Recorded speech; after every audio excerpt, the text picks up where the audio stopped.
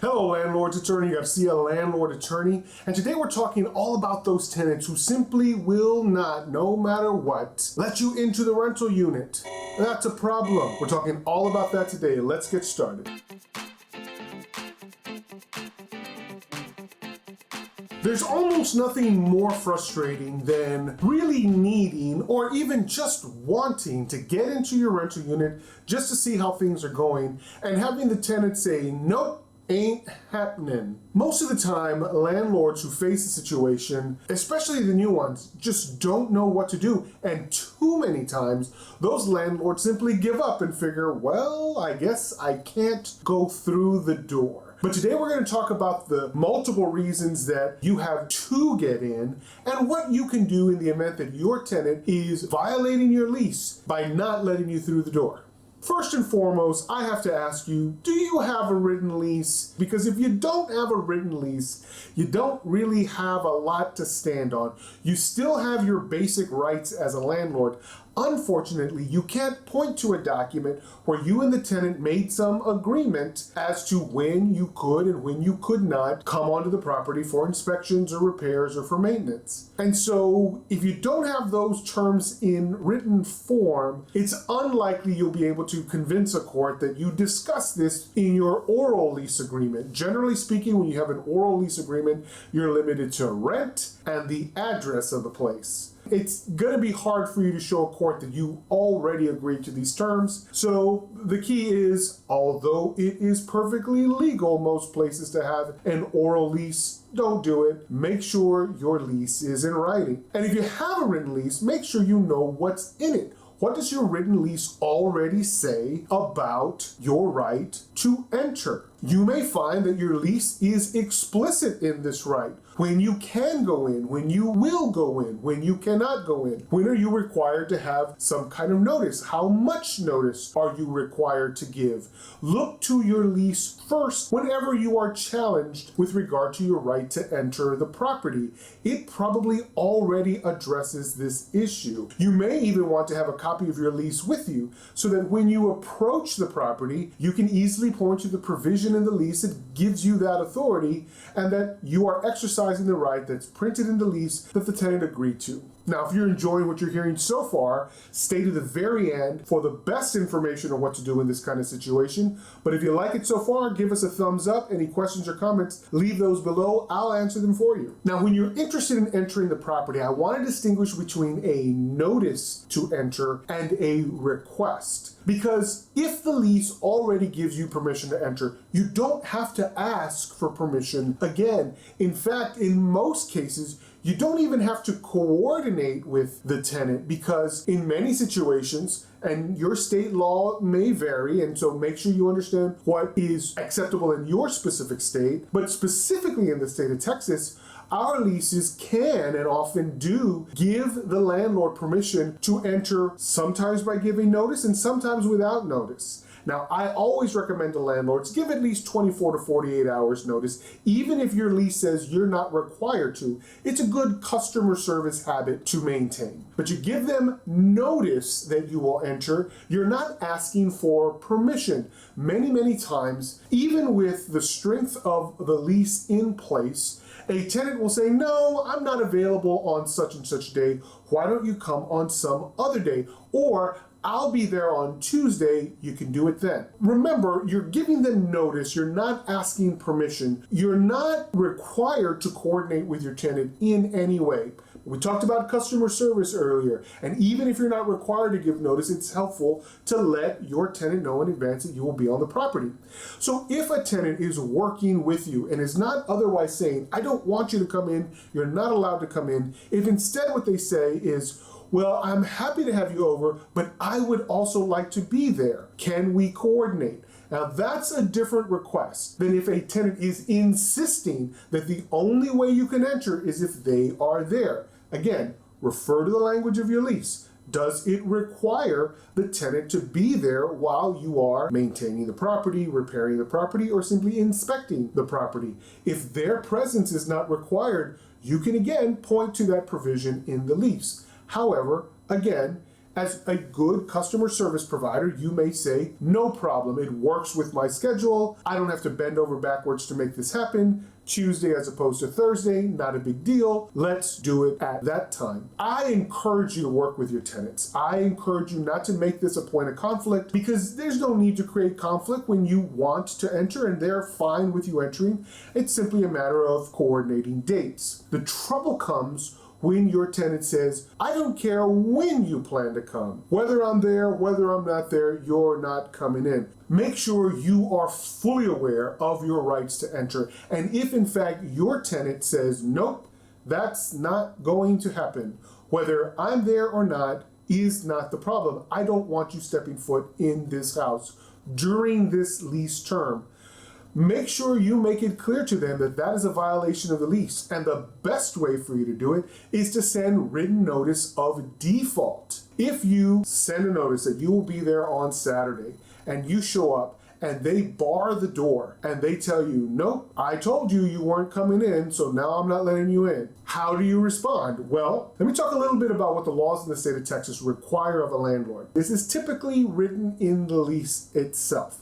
It's explicit in the lease that you can enter at a reasonable time and in a peaceful manner. If it is unreasonable for some reason, and it might be unreasonable because the tenant, for example, works nights, and you show up at 10 in the morning, I gotta say, that could be unreasonable for someone to have a person come in and bang hammers or knock down a wall or do something loud. For that situation, might be unreasonable. However, if the peace is broken, even by the tenant, state law says that you're not allowed to be there. And really, that's for your safety as well as the tenants. But if the peace breaks down, you got to go. Now, if the peace breaks down by some act of the tenant, maybe they become outraged, they might even call the police and say, this person is trying to break in without permission. You can show them that you do have permission because, again, you're probably going to have the lease with you. You probably have already given notice that under certain provision of your lease, you're allowed to be there. But the police are not going to interfere. They're likely going to say, this is a civil matter that you can raise in a civil court. And generally speaking, that's the best approach for the police, to just not interfere. And your best approach is to make sure that you issue a notice of lease violation. That notice of default, once they accumulate, can be a valid basis for an eviction, even for tenants who pay the rent. However, if you never issue written notice, what record are you going to have to present to a court? So the moment that you are prevented from coming into the property, my recommendation is issue a written notice and then send another notice saying, you did not let me in this Saturday, but I will return next Saturday. Please note that your future violation of this lease may result in eviction. And you send them notice and you show up and again they say, nope, I don't care what you have to say. If you want to evict me, go ahead and evict me. And now you've got two. Now I always preach 3 strikes and you're out. So I would encourage you to send another notice saying, I've tried once, I've tried twice, I will try one last time to enter the property to inspect, repair, or to do maintenance. If you disallow me from entering, then I will proceed with an eviction.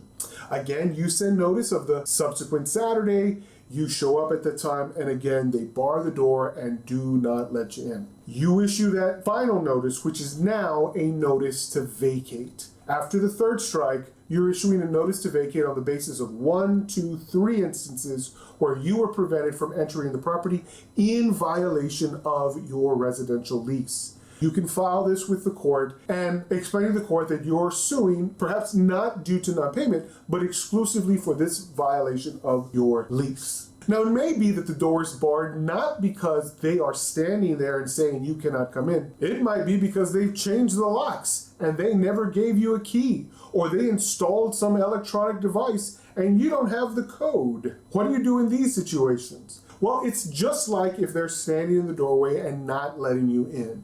You'll issue written notices to the tenant, letting them know that you intend to be there and that they should not in any way prevent you from entering. Additionally, your lease might have language about locks, and it might explicitly state that they're in no way allowed to change the locks.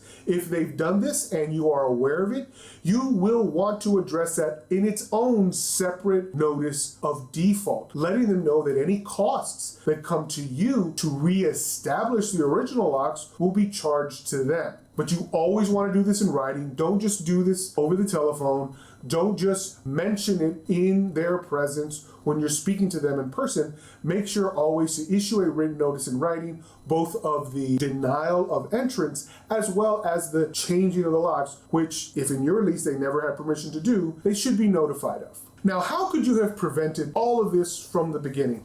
I always recommend that a landlord have a talk with their tenants before they ever hand over the keys to that apartment unit. Before those keys are handed over on the day of lease signing, you sit down and you let them know, these are my expectations. Among them should be your insistence that you will from time to time visit the unit to make sure that everything is running well. And even if they say something to the following effect: don't worry, the place is in perfect working order. We have this place running tip-top. No need to come by. You can insist, I will come by. I like to go and make sure myself of certain things, so thanks for the update, but I'll still be there on such and such day. If you're having this talk before you hand over these keys, you might also want to schedule this initial inspection. My recommendation is always after 3 months, you initiate the first inspection, and then after 9 months, you do the second inspection.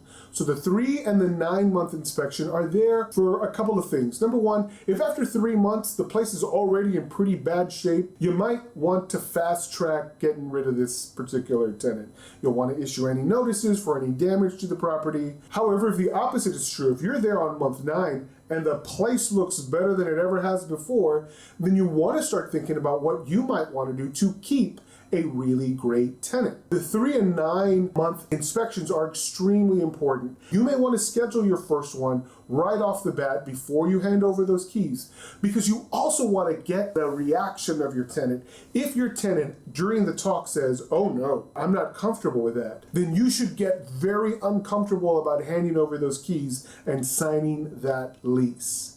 Before you accept any money, before you sign any document, before you hand over the keys, make sure you and the tenant are on the same page when it comes to your right to enter the property, because their unwillingness to allow you to enter is a huge problem that could end up costing you thousands and thousands of dollars. Don't let the tenant take control of this. You take control and make sure before you willingly enter into this mutual agreement that you are both in sync on what the terms mean and how they will be enforced. Because the truth is, I've heard a lot of horror stories. Too many times I have landlords who walk into my office who say, Ernie, I handed the keys off in year 1, and in year 3, when I got the unit back, I was totally shocked by what I found. And I'll ask, did you visit any time in between year 1 and the completion of year 3? And they'll say, no, I had no reason to. They never called me. They seemed like very good tenants. They always paid their rent on time. I figured everything was okay. And that's where you go wrong. By just assuming that everything's okay, you welcome the prospect of harm coming in small incremental bits over a course of time. And some little problems that could have been fixed go unnoticed, unaddressed, and because they go unrepaired, they turn into bigger and bigger problems.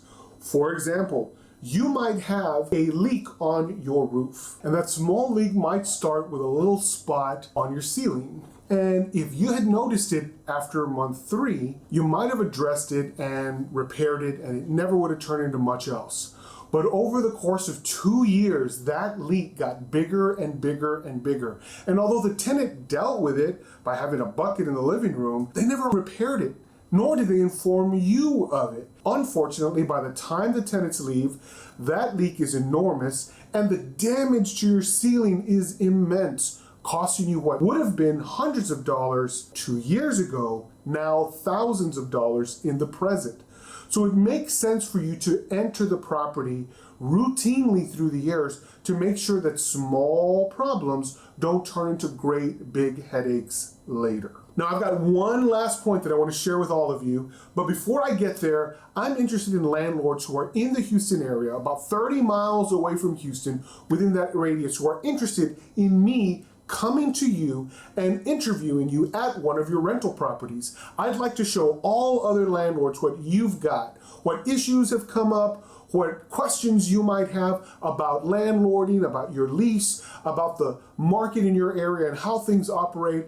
I want to get you on film and kind of figure out what might work better for you by me being there and simply seeing in real time what you have. I'd like to film whatever condition your property is in between tenants. I certainly don't want to be there while tenants are in place. But if you've got a unit that's in between tenants right now, whether you have fully rehabbed it or you're still in that process, I would love to come by and interview you, film a little bit of that setting, and then share with the rest of the landlords who watch this content what's going on in your specific neck of the woods. If you're interested, shoot me an email. The email address is right here in the subject line. Simply write landlord interview. That'll come to me. We'll work something out, and I would love to come to your place and do a little filming, ask you a few questions, and see what you and I can share with other landlords.